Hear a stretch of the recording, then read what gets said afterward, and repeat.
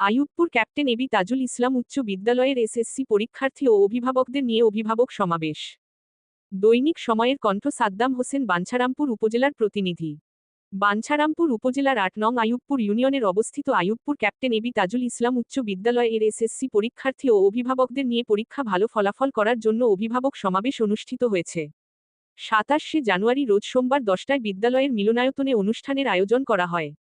বিদ্যালয়ের প্রধান শিক্ষক মোহাম্মদ আব্দুল ওহাব স্যার সভাপতিত্বে অনুষ্ঠানে বক্তব্য দেন আইয়ুবপুর গ্রামের কৃতি সন্তান মোহাম্মদ মোখলেছুর রহমান সরকার, মোহাম্মদ কামাল হোসেন, মোহাম্মদ শাহজালাল, বিল্লাহ হোসেন, মোহাম্মদ আব্দুল কাদির জিলানী, মোহাম্মদ ডাক্তার সালাউদ্দিন মিয়া, মোহাম্মদ শুভ আহমেদ। এছাড়াও বক্তব্য রাখেন অত্র বিদ্যালয়ের সহকারী প্রধান শিক্ষক মোহাম্মদ আব্দুস সালাম, সহকারী শিক্ষক মোহাম্মদ তৌফিকুর রহমান, মোহাম্মদ আমিরুল ইসলাম, মোহাম্মদ আক্তারুজ্জামান।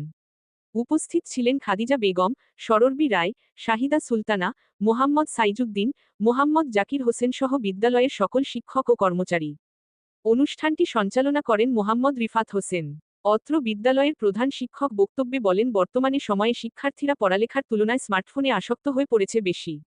বিদ্যালয়ে ঠিকমতো আসে না, আসলেও পড়ালেখায় মনোযোগ দেয় না।